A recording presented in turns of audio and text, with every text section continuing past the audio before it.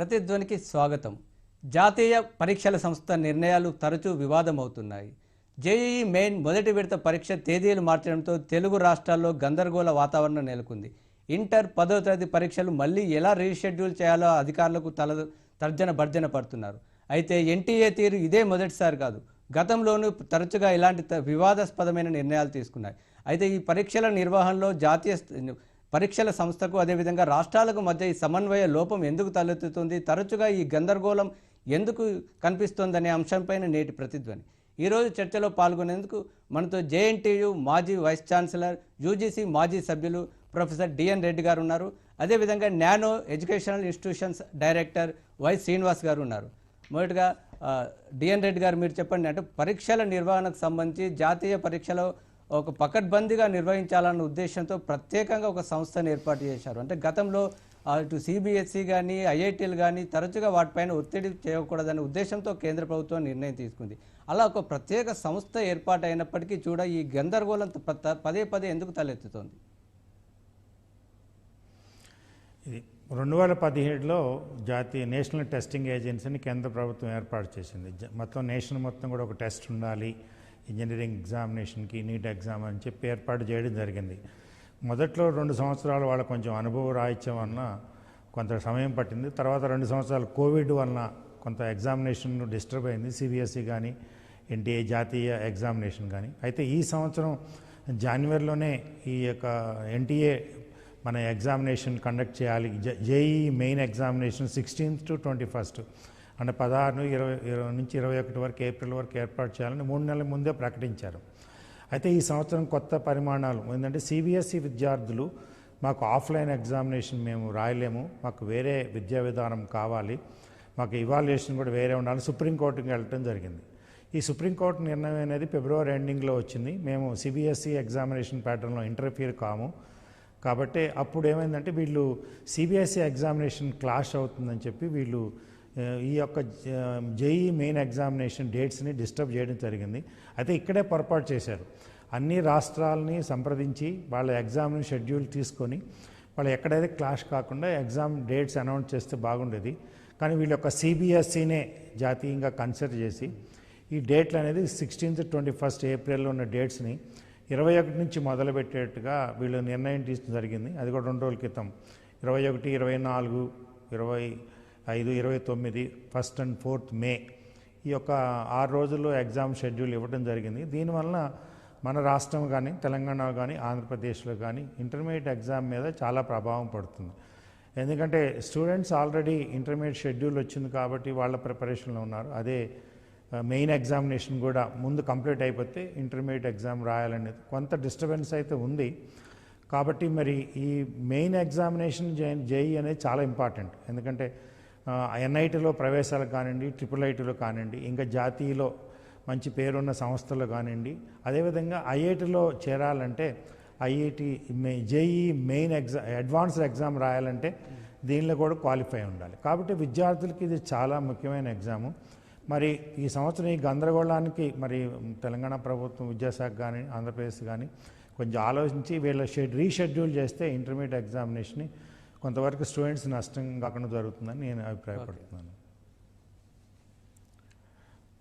Okay, Srinivas గారు, మీరు చెప్పండి, అంటే అసలు ఈసారి 4 సార్లు నిర్వహిస్తారా, 2 సార్లు నిర్వహిస్తారా చెప్పడానికే చాలా సమయం పట్టింది. ఆ 2 సార్లు షెడ్యూల్ నిర్వహిస్తామని ఒక షెడ్యూల్ ప్రకటించి మళ్ళీ మార్చారు. అంటే ఇప్పుడు ఇంటర్మీడియట్ పరీక్షల షెడ్యూల్ కూడా మార్చాల్సి వస్తుంది. ఇదంతా కూడా విద్యార్థులపైన ఎలాంటి ప్రభావం కనిపిస్తుంది శ్రీనివాస్ గారు? ఇప్పుడు ఇంటర్మీడియట్ విద్యార్థుల మెంటల్ స్టేట్ ఒకటి మనం కన్సిడర్ చేయాలి.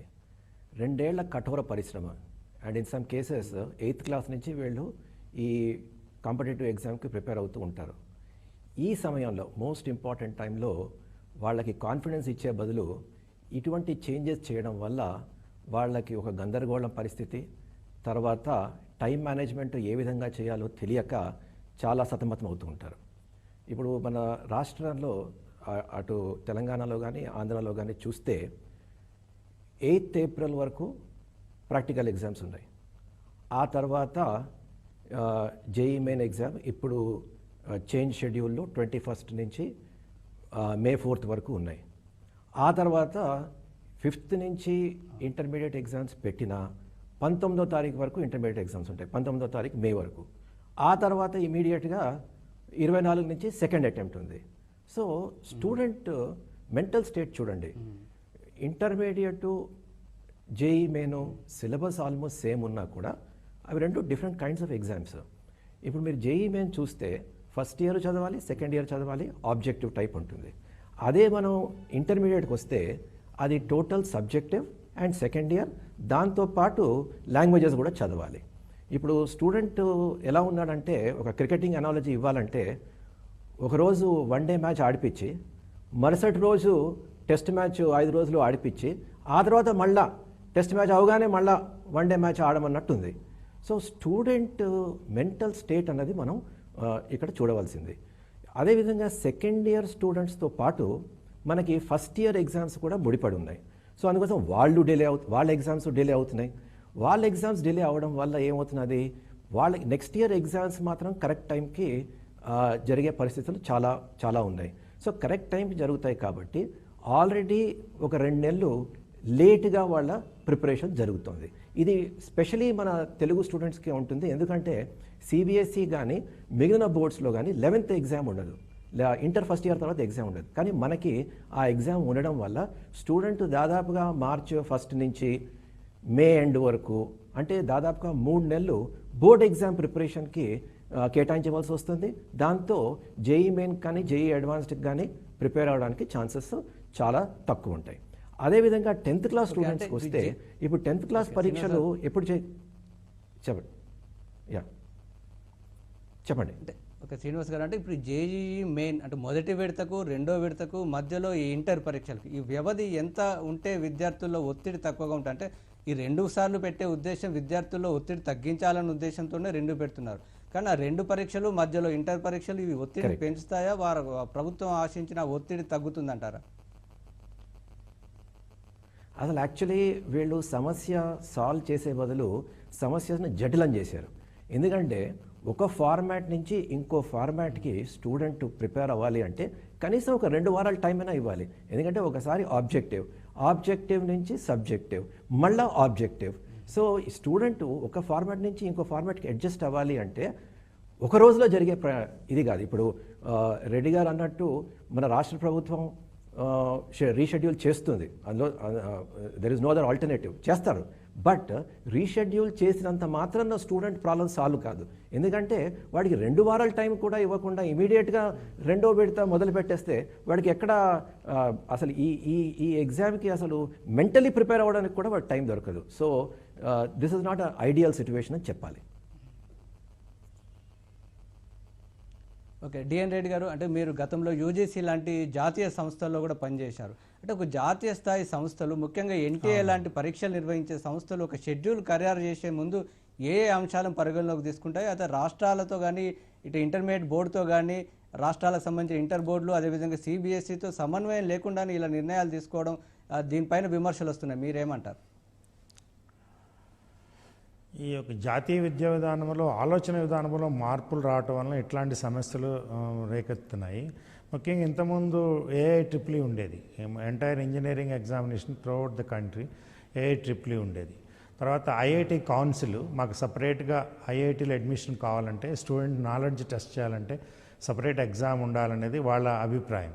ఈ 2 దృష్టిలో పెట్టుకొని ఇది 2017-18లో దీన్ని JEE main examination, JEE advance అని 2గా ఏఐట్రిపుల్ని తీసేసి ఈ 2 చేయడం జరిగింది. ముఖ్యంగా జేఈఈ మెయిన్ ఎగ్జామినేషన్లో ఏంటంటే ఇంజనీరింగ్ విద్యార్థులు ఫిజిక్స్, కెమిస్ట్రీ, మ్యాథమెటిక్స్ ఈ 3 టెస్టింగ్ చేసి వాళ్ళ నాలెడ్జ్ బేస్ని ఆన్లైన్ ఎగ్జామ్ ద్వారా కానీ దీన్ని టెస్ట్ చేయాలనే ఉద్దేశంతో జేఈఈ మెయిన్, అంటే జేఈఈ మెయిన్ పాస్ అయిన విద్యార్థులు అంటే 75% క్వాలిఫైయింగ్ మార్క్ ఉండాలి మామూలుగా ఓసీ స్టూడెంట్స్ కానీ, తర్వాత ఎస్సీఎస్ స్టూడెంట్కి 65% ఉండాలి. అదేవిధంగా 20% ఆఫ్ ది ఇంటర్మీడియట్ బోర్డు వాళ్ళ ర్యాంకింగ్లో ఉండాలి. ఈ దేనికి క్వాలిఫై కావడం దాదాపు మనకి 23 ఐఐటీలు ఉన్నాయి, 40 దాదాపు ఎన్ఐటీలు ఉన్నాయి, అదేవిధంగా 18 ట్రిపుల్ ఐటీ ఉన్నాయి. అదేవిధంగా జాతీయంగా చాలా విశ్వవిద్యాలయాలు మంచి క్వాలిటీ విద్యను అభ్యసించే విశ్వవిద్యాలయాలన్నిటి కూడా ఈ జేఈఈ మెయిన్ ద్వారా అడ్మిషన్ అవుతాయి. కాబట్టి ఇది చాలా ఇంపార్టెంట్ స్టూడెంట్స్కి.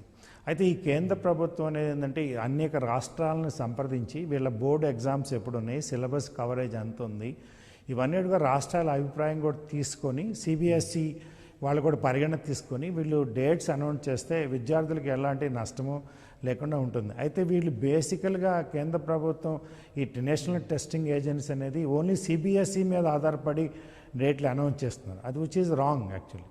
సిబిఎస్ఈ ఓకే, ఆల్ ఇండియా లెవెల్లో సిబిఎస్ఈ స్కూల్స్ ఉన్నాయి, మన తెలుగు విద్యార్థులు కూడా సిబిఎస్ఈ చదువుతున్నారు. కాకపోతే ఏంటంటే స్టేట్ ఎగ్జామినేషన్ కూడా కన్సిడరేషన్లు తీసుకొని సిలబస్ ఎంత కంప్లీట్ అయింది, సిలబస్లో ఎంత వ్యత్యాసం ఉంది సిబిఎస్ఈ దీనికి, ఇవన్నీ నిర్ణయం తీసుకొని డేట్లు అనౌన్స్ చేస్తే బాగుంటుంది. ఈ సంవత్సరం కొంత ప్రయత్నం చేయడం జరిగింది. దాదాపు ముందుగానే జనవరిలోనే 16 నుంచి 21 ఏప్రిల్ వరకు ఈ జేఈ మెయిన్ ఎగ్జామ్ పెట్టాలి. ఫస్ట్ సెషన్, సెకండ్ సెషన్ వచ్చి 24 మే నుంచి 29 మే వరకు, అంటే 2 సెషన్లో పెడితే కొంతమంది విద్యార్థులు ఏదో విధంగా మిస్ అయి ఉంటే రెండో సెషన్లో కూడా ఎగ్జామ్ తీసుకోవచ్చు. ఒక సంవత్సరం నష్టం కాకుండా ఉన్న ఉద్దేశం, మంచి ఉద్దేశంతో ఈ 2 సెషన్లు పెట్టడం జరిగింది. కానీ మీరు అన్నట్టు ఓకే అయితే ఓకే డిఎన్ రెడ్డి గారు మీరు అన్నట్టు ఏప్రిల్లో మళ్ళీ ఈ అనుమానం సంవత్సరం వస్తుంది. లేట్ అంటే మొదటి అయిపోయింది. డిఎన్ రెడ్డి గారు ఓకే అంటే మొదటి విడత పరీక్షలు కొద్దిగా మార్చారు కాబట్టి రెండో విడత అయినా సరిగ్గా ప్రకటించిన తేదీల్లో జరుగుతాయా లేక మళ్ళీ అది కూడా మార్పు జరుగుతుందా అనే విషయం ఇంటర్ బోర్డు అధికారులలో తర్జన భర్జన జరుగుతుంది. ఎందుకంటే మళ్ళీ షెడ్యూల్ ప్రకటించాక రెండో విడత కూడా మారిస్తే ఎలా అనేది అలా మరి జరిగే అవకాశం మనకు మొదట్లో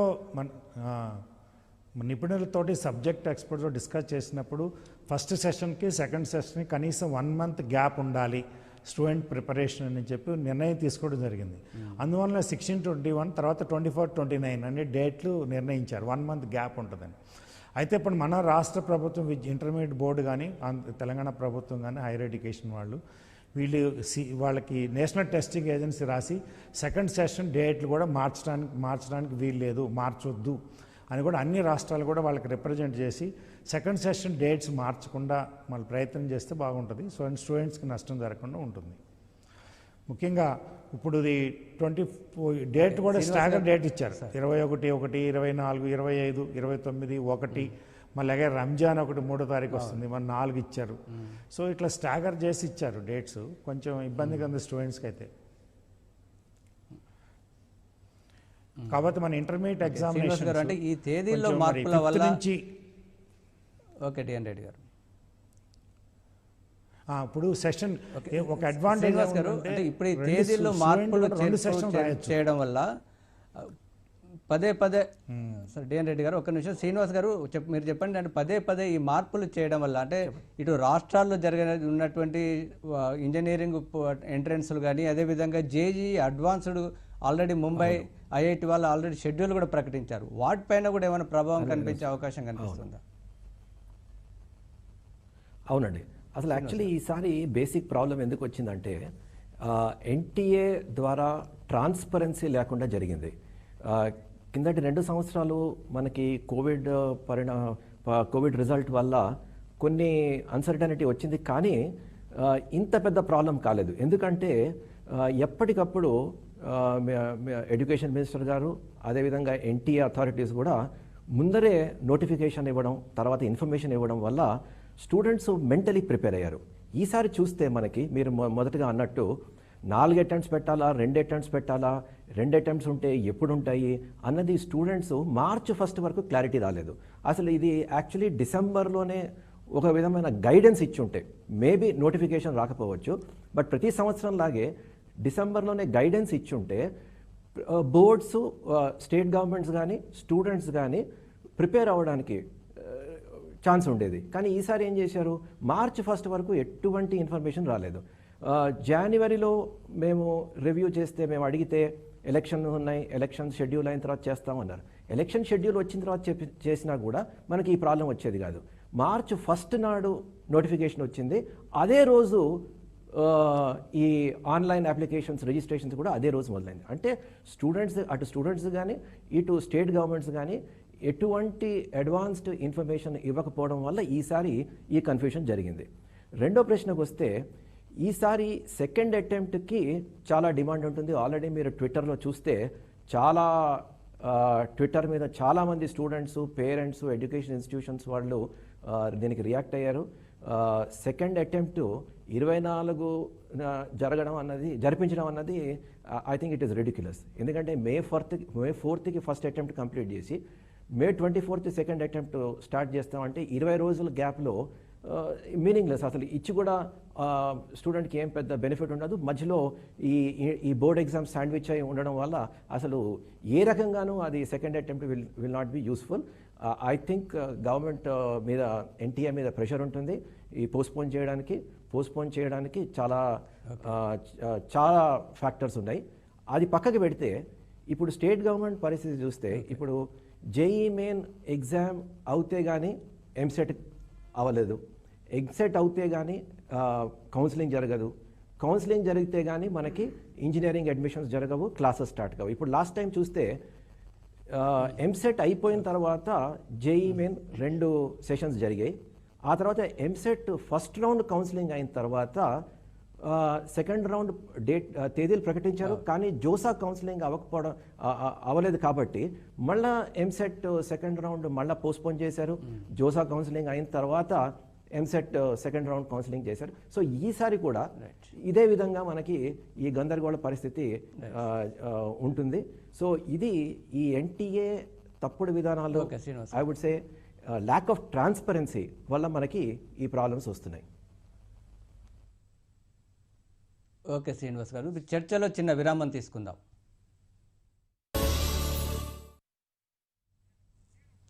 ఓకే డిఎన్ రెడ్డి గారు, అంటే ఇంతకుముందు శ్రీనివాస్ గారు చెప్తున్నట్లుగాని ప్రతి ఏడాది విద్యార్థులు, తల్లిదండ్రుల నుంచి వస్తున్న ఆరోపణ ఏంటంటే ఎన్టీఏలో ప్రధానంగా సమాచార లోపం, పారదర్శకత అనేటివి కనిపించడం లేదు. మీరు అన్నట్టుగా మొదటి సంవత్సరం అనుభవ రాహిత్యం అనుకోవచ్చు, లేదా గత 2 సంవత్సరాలుగా కోవిడ్ ప్రభావం అనుకోవచ్చు. ఇది ఎన్నాళ్ళు ఇలా కొనసాగుతుంది అంటే ఇప్పటికీ కూడా ఒక జాతీయ స్థాయి అత్యున్నత ప్రమాణాలతో ఉన్నటువంటి ఒక పరీక్షల సంస్థ ఈ విధంగా వ్యవహరిస్తుంటే ఎలా అనేది ప్రధానమైన ప్రశ్న తలెత్తుతుంది. అంటే మీ అనుభవంతో చెప్పండి, అక్కడ ఏమైనా లోపాలు ఉన్నాయా? అంటే సెటప్లో కానీ, అడ్మినిస్ట్రేషన్లో కానీ అసలు ఈ గందరగోళ పరిస్థితి ఎందుకు తలెత్తుతుంది అంటారు? మెయిన్గా కంట్రీ మొత్తం ఒకటే టెస్ట్ పెడతాం అనేది దానివల్ల కొన్ని సమస్యలు అయితే ఉన్నాయి. అయితే ఈ సంవత్సరం ఏంటంటే బేసికల్గా ఈ నేషనల్ టెస్టింగ్ ఏజెన్సీ కొంచెం అనుభవం వచ్చింది, ఎగ్జామినేషన్ షెడ్యూల్ బాగానే ఇచ్చారు. అయితే ఏంటంటే సిబిఎస్ఈ స్టూడెంట్, నేను ఇంతకుముందు చెప్పినట్టుగా కొంతమంది సిబిఎస్ఈ స్టూడెంట్స్ సుప్రీంకోర్టుకి వెళ్ళారు, మాకు ఈ ఆఫ్లైన్ ఎగ్జామినేషన్ వద్దు, ఆబ్జెక్టివ్ పెట్టాలి, వాల్యుయేషన్ అని. అది సుప్రీంకోర్టు డిసిషన్ వచ్చేవరకే కొంచెం లేట్ అయింది, ఫిబ్రవరి ఎండింగ్కి వచ్చింది. దానివల్ల కొంచెం ఎన్టీఏ ఏ డిసిషన్ తీసుకోలేకపోయింది, సుప్రీంకోర్టు డిసిషన్ కొరకు వెయిట్ చేసి. ఫైనల్గా వాళ్ళు డిసిషన్ తీసుకున్నారు. అయితే డిసిషన్ తీసుకున్నప్పుడు మన రాష్ట్రాలను కూడా సంప్రదించి తీసుకుంటే బాగుంటుంది. అదొక లోపభూయిష్టంగా కనపడుతుంది నేషనల్ టెస్టింగ్ ఏజెన్సీ. అయినా కూడా దీనికి వాళ్ళు రీజన్ చెప్పేది ఏంటంటే, మేము దేశం మొత్తం మీదుగా 2 సెషన్లు ఎగ్జామ్ పెడుతున్నాం. జేఈ మెయిన్ ఎగ్జాము ఒకటి ఏప్రిల్లో, ఇంకో సెషన్ మేలో పెడుతున్నాం. కాబట్టి ఏదైనా విద్యార్థులు ఏప్రిల్లో కొన్ని కారణాల వలన ఎగ్జామ్ క్లాష్ కానివ్వండి, వేరే విధంగా రాయలేకపోతే వాళ్ళు సెకండ్ సెషన్ తీసుకోవచ్చు కదా.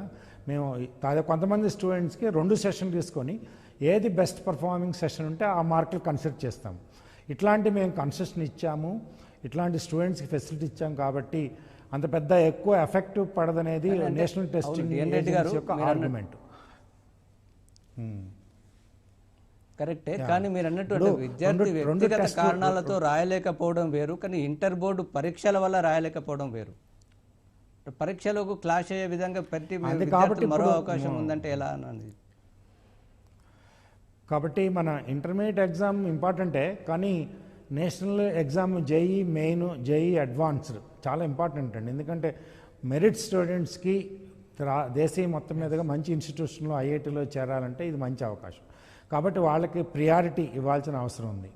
అయితే ఈ జేఈ అడ్వాన్స్డ్ ఆల్రెడీ డిసైడ్ అయింది. జూలై 3కి ఎగ్జామ్ షెడ్యూల్ ఇచ్చారు. జూలై 3 ఈ సంవత్సరం ఉంది. కాబట్టి వెనక్కి బ్యాక్వర్డ్ వర్కౌట్ చేస్తే ఈ జేఈ మెయిన్ ఎగ్జామ్ రిజల్ట్స్ రావాలి, తర్వాత క్వాలిఫైయింగ్ విద్యార్థులు మళ్ళీ అప్లికేషన్ పెట్టుకోవాలి, తర్వాత వాళ్ళకి ప్రిపరేషన్ కావాలి, తర్వాత జేఈ అడ్వాన్స్ రిజల్ట్ వచ్చిన తర్వాత కౌన్సిలింగ్ ఉంటుంది. పోస్ట్పోన్ చేయడం వల్ల నష్టం ఎక్కువ ఉంటుంది. శ్రీనివాస్ గారు పోస్ట్పోన్ చేయాలి, టైం సరిపోదు అనేది ఒక ఆర్గ్యుమెంట్ వారు చెప్తున్నారు. కానీ నేను వ్యక్తిగతంగా నేనేంటంటే స్టూడెంట్స్ నష్టం జరుగుతుంది. ఎందుకంటే JEE main advanced academic year late అవుతుంది. జేఈ అడ్వాన్స్డ్ ఎగ్జామ్ లేట్ అయిపోతే కౌన్సిలింగ్ షెడ్యూల్స్ అన్నీ కూడా ఆగస్టులో ఐఐటీలో స్టార్ట్ అవుతాయి. ఆగస్ట్ 1 కల్లా క్లాసెస్ స్టార్ట్ కావాలి, ఆల్ 23 ఐఐటీస్. అదేవిధంగా 40 ఎన్ఐటీస్, 18 ట్రిపుల్ ఐటీస్ ఇంకా అన్నిటి కూడా స్టార్ట్ అవుతాయి. కాబట్టి అకాడమిక్ ఇయర్ లాస్ కాకుండా ఉండాలంటే ఈ షెడ్యూల్ స్టిక్ ఆన్ అయ్యి మన ఇంటర్మీడియట్ బోర్డు కొంచెం రీషెడ్యూల్ చేసి ఎక్కువ గ్యాప్ ఇవ్వకుండా 5th మే నుంచి 20th మే వరకు ఎగ్జామ్స్ కంప్లీట్ చేస్తే తర్వాత 4 days వాళ్ళకి ప్రిపరేషన్ ఉంటుంది, అప్పుడు తీసుకోవచ్చు. ఈ సెషన్లో కూడా స్టూడెంట్స్ ఎగ్జామ్ రాయొచ్చు, మే 24th ఎగ్జామ్ కూడా రాయొచ్చు. రెండిట్లో బెస్ట్ రిజల్ట్ ఏది ఉంటే అదే ఎన్టీఏ పరిగణలోకి తీసుకుంటుంది, నేషనల్ టెస్టింగ్ ఏజెన్సీ. కాబట్టి ఇలాంటి సౌకర్యం ఉంది. కొంత ఇబ్బందికి గురైన ఎన్టీఏ గందరగోళం వలన విద్యార్థుల్లో కొంచెం మనోధైర్యం కోల్పోతారు. కానీ ఉన్న సిచ్యువేషన్లో 2 ఎగ్జామ్లు రాసుకొని వాళ్ళు రెండిట్లో కొంచెం ఎక్స్పీరియన్స్ వస్తుంది. ఈ ఫస్ట్ సెషన్లో కొంచెం ఎక్స్పీరియన్స్ వస్తుంది కాబట్టి టైం మేనేజ్మెంట్ కానీ సబ్జెక్ట్లో కానీ ఇంప్రూవ్ చేసుకొని మే 24th బాగా రాస్తే వాళ్ళకి క్వాలిఫైయింగ్ బాగుంటుంది. ఓకే ఓకే డిఎన్ రెడ్డి గారు. శ్రీనివాస్ గారు, అంటే ఇప్పుడు ఏదో కారణాలు మొత్తానికి లోపాలు ఎక్కడ ఉన్నటువంటి ఒక గందరగోళమైన వాతావరణం నెలకొంది కాబట్టి విద్యార్థులు అదేవిధంగా తల్లిదండ్రులు ఈ పరిస్థితులను ఏ విధంగా తీసుకోవాలి, ఇటు ఇంటర్మీడియట్ పరీక్షలు అదేవిధంగా అటు జేఈఈ మెయిన్ రెండింటిని సమాంతరంగా ప్రిపేర్ కావాలంటే మీరు ఇచ్చే సూచనలు ఏంటి? బేసికలీ ఇందాక రెడ్డి గారు అన్నట్టు మనోధైర్యం కోల్పోకూడదు ఫస్ట్ థింగ్. ఎందుకంటే దిస్ ద కాంపిటేటివ్ ఎగ్జామ్. ఈ కాంపిటేటివ్ ఎగ్జామ్లో మనకెన్ని మార్క్స్ వచ్చాయన్నది ఇంపార్టెంట్ కాదు. బిగినర్ స్టూడెంట్స్తో కంపేర్ చేస్తే మనం ఏ పొజిషన్లో ఉన్నాం, it's a relative performance that is important. Absolute performance doesn't count. So దాదాపుగా 1-2 బోర్డులు మినహాయిస్తే అందరూ ఇదే పరిస్థితిలో ఉన్నారు దేశవ్యాప్తంగా. సో అందుకోసం because it's a competitive exam student మనోధైర్యాన్ని కోల్పోకూడదు. దట్ ఈస్ ఈ నిరాశ నిస్పృహ ఇక నెక్స్ట్ 2-3 వీక్స్ ఇదే డిస్కస్ చేసి నాకే ఎందుకు అవుతున్నాయి, మా బ్యాచ్కి ఎందుకు అవుతున్నాయి, ఇలాంటి ఆలోచనలోకి వెళ్లకుండా ఉన్న దాంట్లో ఇప్పుడున్న పరిస్థితుల్లో how do we smartly make use of time అన్నది చూడాలి. ఫస్ట్ థింగ్ ఏంటంటే సీరియస్ జేఈ మెయిన్ స్టూడెంట్స్ ఇప్పటి వరకు సిలబస్ ఆల్మోస్ట్ అన్ని చోట్ల అయిపోయి ఉంటుంది. బేసికలీ అన్ని చోట్ల గ్రాండ్ టెస్ట్ జరుగుతూ ఉంటాయి. సో ఇప్పుడు స్టూడెంట్ ఏం చేయాలి అంటే ఈ గ్రాండ్ టెస్ట్లు అన్నది సీరియస్గా తీసుకోవాలి. రెండవది రివిజన్, పునశ్చరణ. ఏవైతే టాపిక్స్ వీక్గా ఉన్నాడో ఆ టాపిక్స్లో పునశ్చరణ చేసుకోవాలి. కొత్తగా ఏ టాపిక్ మొదలు పెట్టకూడదు. ఈ టైంలో ఎనీ న్యూ టాపిక్ కానీ ఎనీ న్యూ సబ్ టాపిక్ కానీ ఇది ఏదైతే వీక్గా ఉన్నాడో అలాంటివి ఏవి ఇప్పుడు మొదలు పెట్టకుండా ఉన్న దాంట్లో based on what ever he's done 2 years of preparation దాన్ని ఎఫెక్టివ్గా ఎలా ముందుకు తీసుకెళ్ళాలని దాని మీద కాన్సన్ట్రేట్ చేయాలి. రెండోది బోర్డ్ ఎగ్జామ్స్, ఈ జేఈ మెయిన్, ఈ టైం మేనేజ్మెంట్ అనేది చాలా ఇంపార్టెంట్.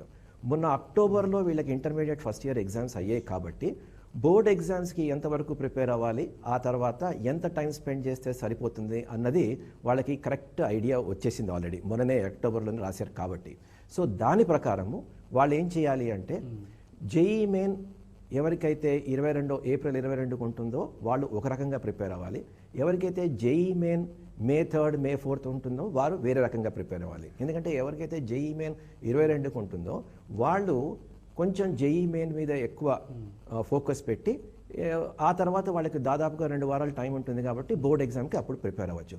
ఎవరికైతే మే 3rd 4th జేఈ మెయిన్ ఉంటుందో వారికి బోర్డ్ ఎగ్జామ్ ప్రిపేర్ అవ్వడానికి ఎక్కువ టైం ఉండదు. ఎందుకంటే ఆల్మోస్ట్ 5th or 6th నుంచి స్టార్ట్ అయిపోతాయి. అలాంటప్పుడు ఏం చేయాలంటే ఇప్పటి నుంచే కొంచెం టైం రివిజన్ కేటాయించి మిగిలిన టైము బోర్డ్ ఎగ్జామ్కి ప్రిపేర్ అవ్వాలి based on the strengths and weaknesses. And October 1st నుంచి ఏదైతే అక్టోబర్లో ఏదైతే ఇంటర్ ఫస్ట్ ఇయర్ రాశారో దాని ప్రకారం వాళ్ళు బ్యారీ చేసుకొని దాని ప్రకారం ప్రిపేర్ అవ్వాలి. ఆ తర్వాత స్టూడెంట్స్ ఇంకోటి కూడా గుర్తుపెట్టుకోవాలి, చాలా మంది స్టూడెంట్స్ జేఈ మెయినే కాదు జేఈ అడ్వాన్స్ కూడా ఫోకస్ పెడతారు. సో జేఈ అడ్వాన్స్డ్ కూడా దృష్టిలో పెట్టుకొని వాళ్ళు టైం మేనేజ్మెంట్ చెయ్యాలి. అది ఓకే రైట్. సరే డిఎన్ రెడ్డి గారు, అంటే బ్రీఫ్గా చెప్పండి, అంటే రానున్నటువంటి నీట్ కూడా పరీక్ష తేదీలు వెల్లడించాల్సింది కాబట్టి ఈ పరిస్థితుల నేపథ్యంలో ఎన్టీఏ ఎలాంటి జాగ్రత్తలు తీసుకోవాలి బ్రీఫ్గా చెప్పండి సార్. ఇప్పుడు ఈ జేఈ మెయిన్ ఎగ్జామ్కి చేసినట్టు రీషెడ్యూల్ చేసినట్టు కాకుండా నీట్ కూడా ఎగ్జామ్ డేట్ స్టిక్ ఆన్ అయి ఉండాలి. ఏ మార్పు చేయాలని కూడా రాష్ట్ర ప్రభుత్వం అన్ని రాష్ట్ర ప్రభుత్వాలను సంప్రదించి ఒక నిర్ణయం తీసుకోవాలి. ఏదైనా విద్యార్థుల్ని భవిష్యత్తు దృష్టిలో పెట్టుకొని వాళ్ళ నిర్ణయాలు ఉండాలి. వాళ్ళ సొంత నిర్ణయాలు సిబిఎస్ఈ ఓన్లీ సిబిఎస్ఈ బేస్డ్ నిర్ణయాలు దేశవ్యాప్తంగా పనిచేయవు. ఒకటేంటంటే జేఈ మెయిన్కి అడ్వాంటేజ్ ఏంటంటే 2 సెషన్లు ఉన్నాయి కాబట్టి వీళ్ళు ప్రాక్టీస్ చేసుకొని ఈ ప్రాక్టీస్ని అనుభవంతో సెకండ్ సెషన్లో ఇంప్రూవ్ చేసుకుంటే వాళ్ళకి మంచి స్కోర్స్ వస్తాయి. నీట్లో ఇట్లాంటి తప్పులు చేయకుండా నేషనల్ టెస్టింగ్ ఏజెన్సీ చాలా జాగ్రత్త తీసుకోవాలి.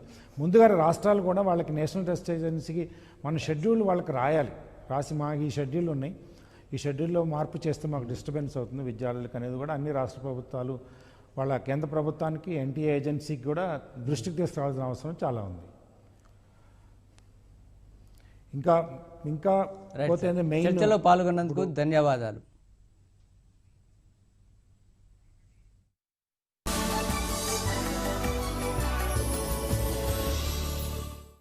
సినిమా అనేది ఓ చరిత్ర అయితే అందులో వారిది ఓ అధ్యాయం.